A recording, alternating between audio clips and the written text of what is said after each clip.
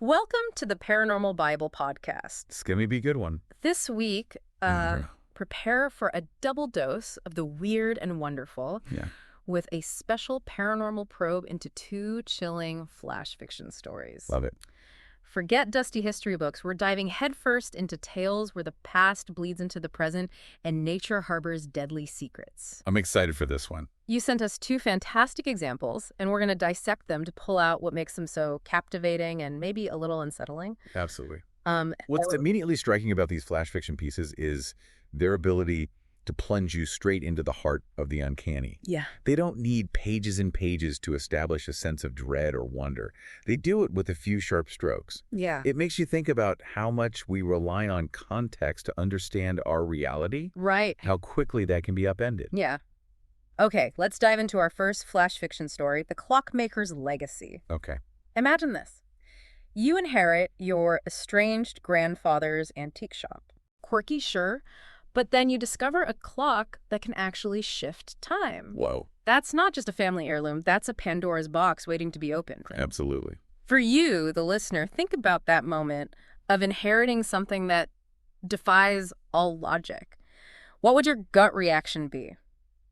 I think I would just... I think I would faint. Yeah. Immediately. I'd be like, nope, Yeah. I'm out. I'm selling the shop, the whole thing. That fish out of water scenario is so effective here. Yeah. Sarah, our protagonist, is a historical archivist, someone dedicated to the concrete facts of the past. Right? This clock throws her entire understanding of reality into question. It's a powerful way to explore how the unbelievable can intrude upon the meticulously ordered world we create for ourselves. Right. What happens when your foundational beliefs are suddenly challenged by tangible, albeit impossible, evidence? And then there's Alex. Oh, Alex. This mysterious Love it. figure Yeah. who hints at a hidden world Yeah. with such a casual air. He's so nonchalant about it. Yeah. He's not surprised by the time-traveling clock. It's like he's seen it all before. It makes you, the listener, wonder what else is out there, just beyond our everyday awareness. His nonchalance suggests a whole hidden infrastructure beneath the surface of reality. Exactly. Alex's demeanor implies a larger, perhaps even ancient understanding of temporal mechanics. Right. The fact that he isn't fazed by the clock immediately signals to us that this isn't an isolated incident. Right. It hints at a hidden history of time manipulation and the existence of individuals or groups who are aware of it. Right. This raises the immediate question. If this exists, what are the rules? Yeah. And who is in charge of them? Which brings us to the central conflict. The clock isn't just a time-hopping device. It's connected to the keepers. And Sarah's grandfather was one. Oh. For you, this immediately layers a sense of responsibility onto Sarah's inheritance. Right. It's not just an object. It's a legacy with inherent obligations and potential dangers. What kind of secret society operates outside of recorded history, guarding the flow of time? The concept of the keepers suggests a hidden lineage, individuals entrusted with a critical, albeit unseen, responsibility. Right. It immediately makes you consider the implications of temporal guardianship. Yeah. If some are tasked with preserving the timeline, what threats are they guarding against? And what kind of power dynamic does this create in the shadows of history? And then this story drops this this kind of huge concept on us. Play it on me. It introduces this fascinating and terrifying idea of temporal guardians and the catastrophic potential of history being rewritten, leading to paradoxes. Think about it. One small change in the past could unravel the entire present. It makes you, the listener, appreciate the delicate, interconnected nature of time, even if it's just within the context of this story. Right. What if the reality you know is just one of countless possibilities that were never allowed to happen? This delves into the very fabric of causality. Right. The fear of paradox isn't just a sci-fi trope. It speaks to our intuitive understanding that events are linked in a chain. The story cleverly exploits this by suggesting that time isn't a river, but a fragile web that can be easily torn. It forces you to consider the stability of your own past and its impact on your present. And then, bam, everything changes. What happens? Suddenly, Sarah and Alex are chasing the architect, this shadowy figure causing temporal disruptions. Oh, no. It's a rapid escalation, isn't it? One minute you're dusting off old furniture, the next you're trying to prevent the collapse of reality. So true. For you, it highlights how quickly the mundane can give way to the extraordinary, especially when the paranormal is involved. The introduction of an antagonist immediately raises the stakes and provides a clear direction for the narrative. Right. The architect isn't just tinkering with history, he's actively trying to dismantle it. Right. This shift from passive discovery to active conflict is crucial for engaging the reader and exploring the consequences of temporal manipulation on a grand scale. And we get this crazy scene. What is it? In an Egyptian tomb, where history has been overwritten, instead of hieroglyphs, it's empty. Oh, wow. And these creepy obsidian creatures, chronovores, are drawn to the temporal instability. Obsidian scorpions feeding on tears and time. I love it. It's such a striking image, isn't it? For you, the listener, this gives a tangible, monstrous form to the abstract concept of temporal damage. Absolutely. Yeah. The Chronovores act as a physical manifestation of the chaos wrought by temporal disruptions. They embody the parasitic nature of exploiting the timeline, drawn to its weaknesses and feeding on its instability. Right. The image of an overwritten tomb is particularly potent, suggesting a fundamental erasure of entire histories and cultures. Yeah, and there's this, With this twist. Right. Okay. Sarah unexpectedly repels a chronovore with her grandfather's dagger. Really? She has no idea how. This moment suggests a hidden connection, a latent power she didn't know she possessed. For you, it raises the question of inherited abilities and the unseen ways in which the past can influence the present, even on a personal level. This hints at a deeper legacy for Sarah, something beyond just the clock and the shop. Yeah. The dagger becomes a symbol of this untapped potential, suggesting that she might be more intrinsically linked to the world of the keepers than she initially realizes. Right. It makes you wonder what other dormant abilities might lie within us, waiting for the right circumstances to awaken. Okay, but then Alex just drops another bombshell. What now? He's like, yeah, the clock. It's more than just a tool. Okay. It's actually a key to something far more dangerous. No way. It keeps layering on the mystery, doesn't it? Just when you think you're getting a handle on things, a new, more ominous truth is revealed. For you, this constant unveiling of deeper secrets keeps the intrigue alive and underscores the complexity of this hidden world. This layering of revelations is a hallmark of compelling storytelling. Yeah. By constantly raising the stakes and introducing new layers of complexity, the narrative avoids predictability and keeps the audience engaged. Right. The idea of the clock as a key implies a lock, a greater power or entity that it unlocks, hinting at even larger threats and responsibilities. Then, it gets even worse. Okay. The story introduces the Wraiths, and these aren't your garden variety ghosts. Where are they? They're beings recruited by the architect from moments of intense despair, drawn to the potential collapse of timelines. They're weaponized sorrow, essentially. For you, this adds a really dark emotional dimension to the conflict. It's not just about manipulating time, it's about exploiting suffering. The Wraiths introduce a tragic and ethically disturbing element to the architect's plan. Absolutely. By preying on moments of despair, he's not just altering history, he's conscripting its pain. Their attraction to collapsing timelines highlights the destructive potential of unchecked despair and its ability to latch onto moments of profound instability.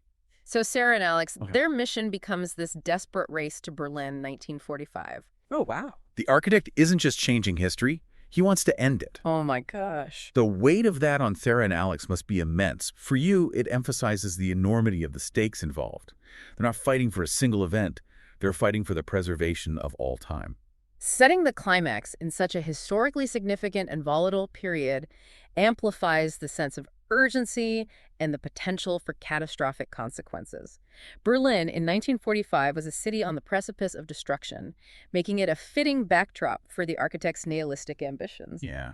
The contrast between the very real horrors of war and the supernatural threat makes the situation even more unsettling. And these time jumps, they're not without consequence. Reality itself is fraying, timelines are bleeding into each other. It's not just about getting the date wrong. The very fabric of existence is at risk. For you, this underscores the volatile nature of time travel as depicted in the story. It's not a clean, precise science. It's a dangerous, unpredictable force. The concept of bleeding timelines introduces a sense of immediate and widespread danger. It suggests that the architect's actions are not localized, but are having a ripple effect across the entirety of spacetime. This fragility of reality raises the stakes even higher, emphasizing the urgency of their mission. Then we get these interesting details about how Alex uses time anchors. Okay. Like amber, a Roman coin, parchment with a sigil, tangible objects tied to specific moments in history to help them navigate. Okay. And Sarah's silver locket adds this personal touch, a tether to her own past amidst the temporal chaos. For you, these details provide a glimpse into the practicalities of navigating a fluid timeline and the importance of personal connections in the face of overwhelming forces. These time anchors offer a fascinating insight into how one might ground themselves within the unpredictable currents of time. They represent a tangible link to specific points in history, providing a sense of stability in an otherwise chaotic environment. Sarah's locket adds a poignant personal element, highlighting the emotional anchors that tie us to our own past. So they make the final jump. Where do they go? To Berlin. Okay, and the scene is just nightmarish. A city under siege, patrolled by these spectral wraiths, with the architect at the center of it all. You can almost feel the oppressive atmosphere, the weight of despair hanging in the air. Oh, wow. For you, this paints a terrifying picture of a world on the brink of utter collapse, both historically and temporally. The imagery here is incredibly powerful, juxtaposing the historical devastation of Berlin in 1945 with the supernatural horror of the Wraiths. It creates a sense of a world doubly haunted both by the ghosts of the past and the specters of temporal manipulation. Yeah. The architect's presence at the center underscores his role as the orchestrator of this impending doom. And he reveals his ultimate goal, to use a corrupted golden chronovore to control time itself.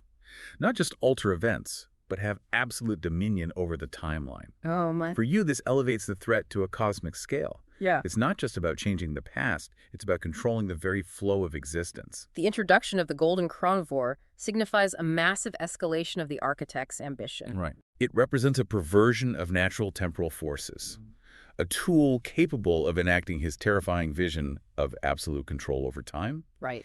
This moves beyond simple manipulation into the realm of fundamental power over reality itself. But then Sarah, in this moment of ultimate desperation, What'd she do? she combines the clock's key with her grandmother's locket. She does. We have no idea what that means. It's a real cliffhanger, leaving you, the listener, on the edge of your seat, wondering about the consequences of this impulsive act. Sarah's action in this moment of crisis suggests an intuitive understanding of the forces at play, perhaps drawing upon that deeper connection hinted at earlier. Right. The merging of the clock's key, a symbol of her inherited legacy, with her grandmother's locket, a representation of her personal history, implies a desperate gamble with unknown consequences. And the aftermath is just as crazy. That happened. The bunker vanishes. It does. And they're seemingly back in the present. You want to feel relieved, but there's this lingering sense of unease, isn't there? For you, it suggests that the threat might not be completely over, that the architect's defeat might be more complex than it appears. The apparent return to normalcy is a classic narrative technique, creating a false sense of resolution before the final twist. Yeah.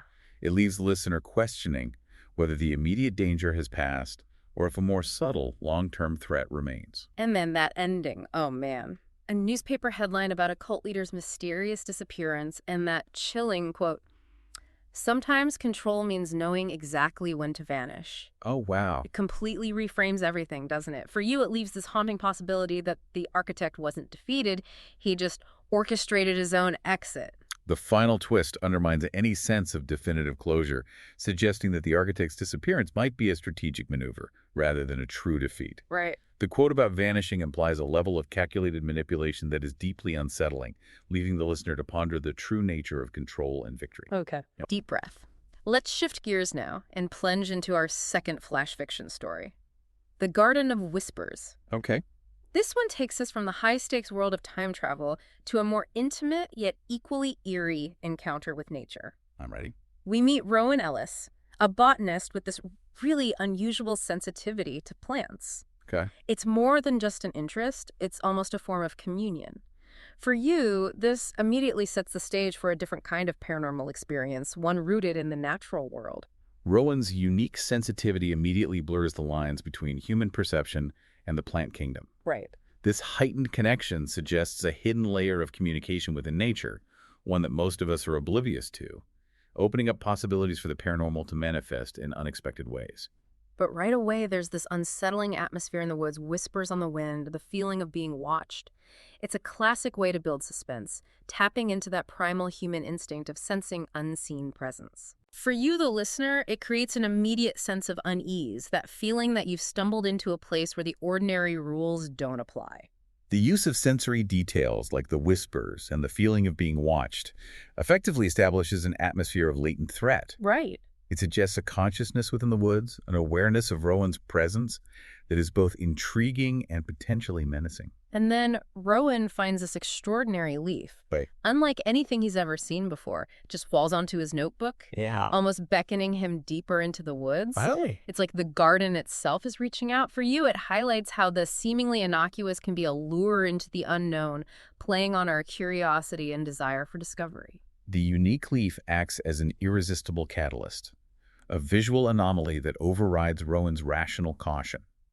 Its unnatural beauty serves as a siren call, drawing him towards a potentially dangerous yet undeniably fascinating mystery. And you can really feel Rowan's inner conflict. Yeah. The scientist in him is buzzing with the potential of this discovery. Yeah. But there's this deep intuitive warning telling him to turn back. Right. It's that constant push-pull between the pursuit of knowledge and the instinct for self-preservation.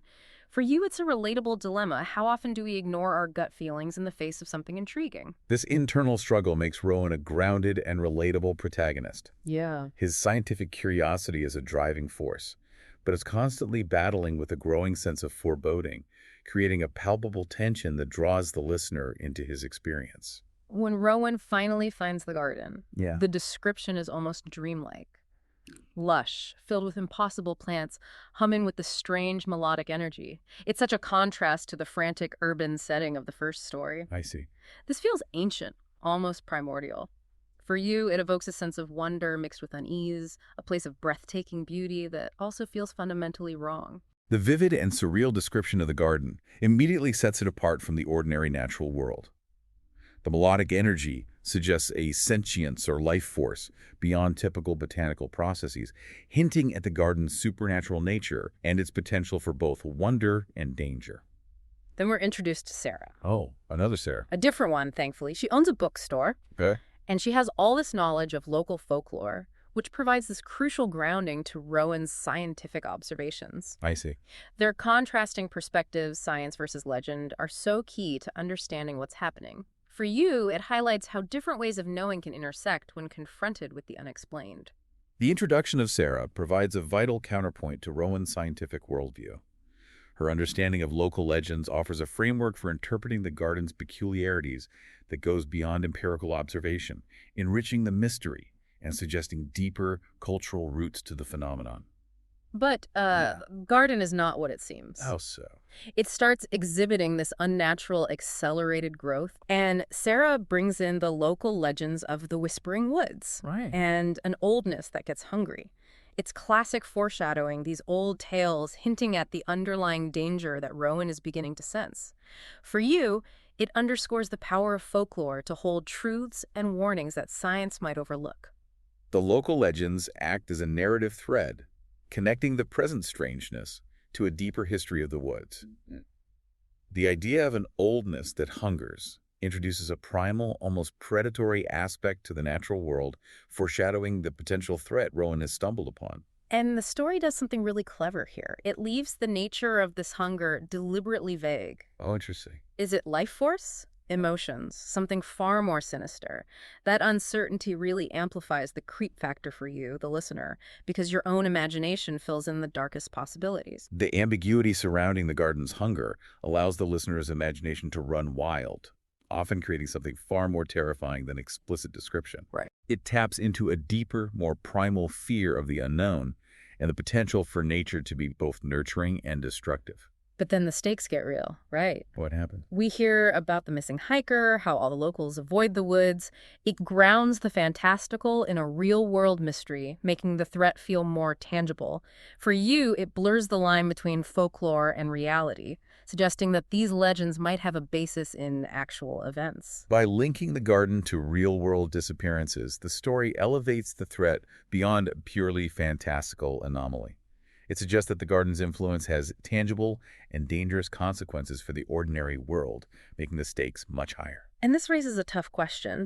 How do you warn people about a magic garden with killer plants without sounding crazy? Yeah. Rowan's frustration with that is so palpable. For you, it highlights the isolation and disbelief that often accompany encounters with the paranormal. Rowan's predicament underscores the challenge of communicating the unbelievable. His fear of being dismissed or ridiculed highlights the social barriers that often prevent the acknowledgement and investigation of paranormal phenomena. And the folklore reveals another piece of the puzzle. Okay. They learn that the garden is tied to a spirit bound by sorrow. I see. Luring the lonely and broken-hearted with promises. It adds this tragic, almost seductive layer to the creepiness. Interesting. It's not just a monster, it's something born of pain and loss. For you, it evokes a sense of empathy, even for the malevolent force at the heart of the garden. The introduction of the sorrowful spirit adds a layer of emotional complexity to the narrative.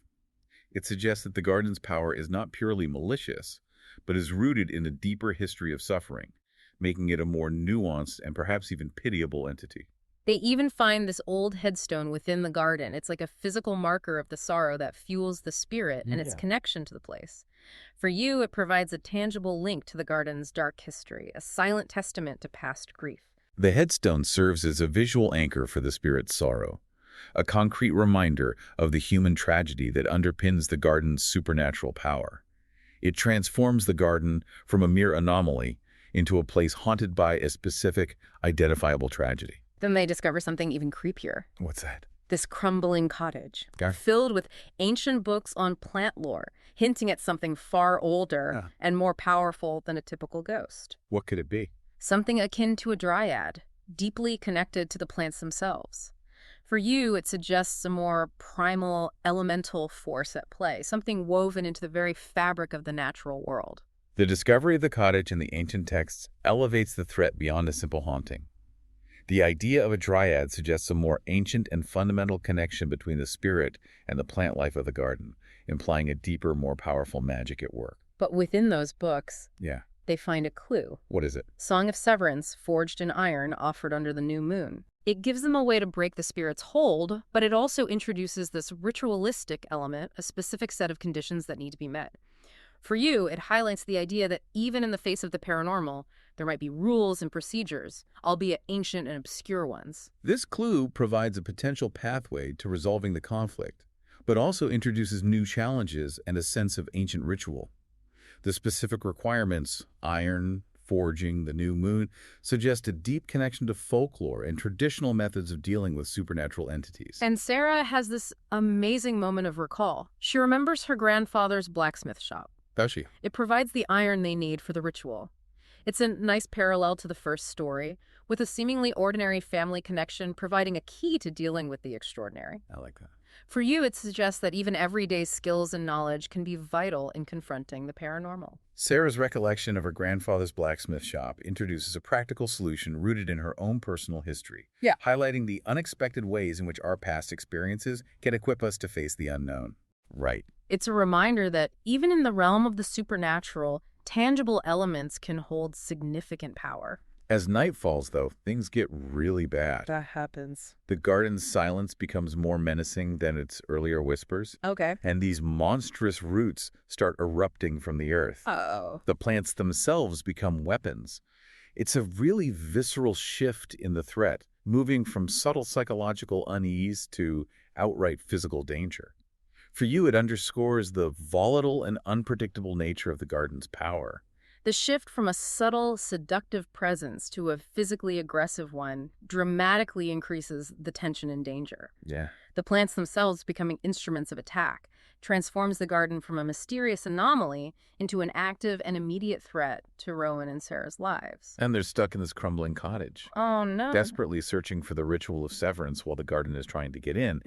Imagine trying to decipher ancient texts while killer vines are smashing through the windows. That's terrifying. For you, it creates this intense claustrophobic feeling, a race against both the supernatural and the clock. This creates a high-stakes, claustrophobic scenario, forcing Rowan and Sarah to race against both the physical threat of the attacking garden and the need to decipher the arcane knowledge that might save them. Right. The juxtaposition of intellectual pursuit and immediate physical danger amplifies the tension. But then Rowan, he has this moment of pure ingenuity. What does he do? He improvises the forging of shears using the blacksmith's relics and these ancient chants. It's this incredible turning point where he transforms from observer to active participant, wielding a kind of enchanted weapon. Wow. For you, it's a testament to human resilience and the unexpected ways in which we can rise to extraordinary challenges. Rowan's transformation in this moment is pivotal. He moves beyond the role of passive observer to become an active agent in confronting the supernatural,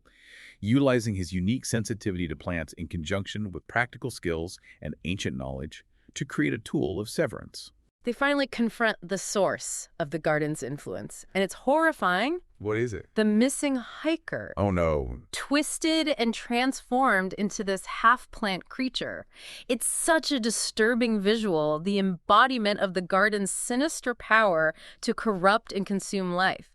For you, it provides a tragic and grotesque image of the potential consequences of succumbing to the garden's lure. The transformed hiker serves as a horrifying and tragic manifestation of the garden's power, a grotesque warning of the fate that awaits those who fall under its influence. Yeah. It underscores the stakes of Rowan and Sarah's mission and the malevolent nature of the spirit's sorrow.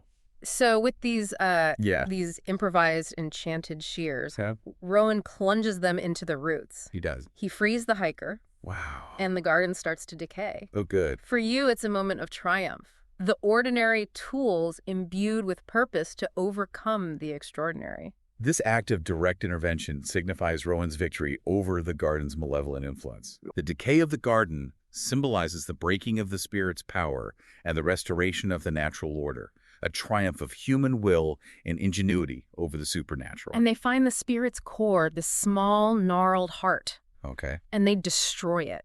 The threat is finally over. It's almost a physical representation of the sorrow that was fueling the garden's power.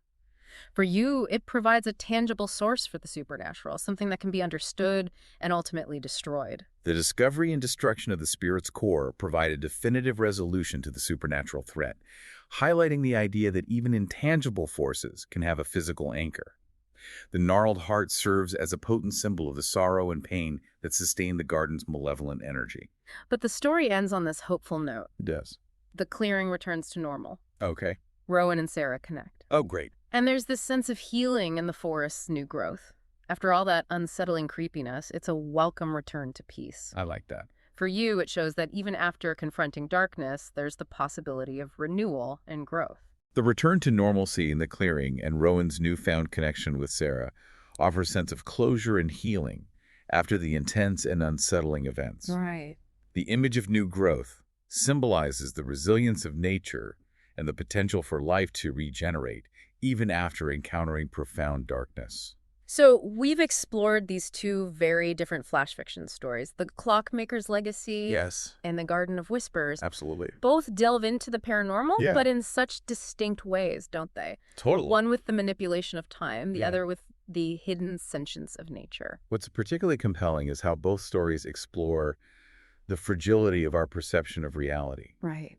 One posits that time, the very framework of our existence, can be altered, while the other suggests that the natural world, which we often take for granted, can harbor hidden, powerful, and potentially dangerous forces. So, for you, the listener, thinking about The Clockmaker's Legacy, what are the real implications of a world where history isn't fixed?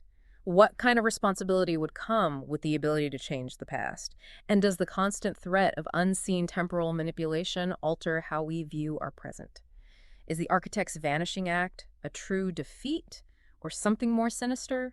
And if you found that clock, what would be the first date you'd dial in? These are profound questions that the story provokes. Yeah. The power to manipulate time raises significant ethical dilemmas, forcing us to consider the potential consequences of even well-intentioned alterations to the past. Right. The architect's ambiguous fate serves as a chilling reminder that some threats may not be entirely vanquished. And with The Garden of Whispers, consider the darker aspects of nature and the potent influence of belief and folklore. Could there be places in our world where the natural and supernatural are so intertwined, perhaps with malevolent intent? What vulnerabilities do our own emotions, like grief and loneliness, expose us to in such places? Have you ever felt an inexplicable pull towards a particular location, a sense that something unseen is calling to you? This story taps into a deep-seated, almost primordial fear of the unknown aspects of the natural world. It suggests that beneath the surface of seemingly tranquil environments, there might exist hidden forces that can prey on our deepest emotions. Right. The question of inexplicable attraction invites us to consider our own connections to the places around us and the subtle ways in which they might influence us. These paranormal probes, these flash fiction stories, Yeah. remind us that the strange and unexplained can be found in the most unexpected corners of our world, a dusty antique shop, a seemingly peaceful forest. They challenge our fundamental understanding of reality and hint at forces at play just beyond our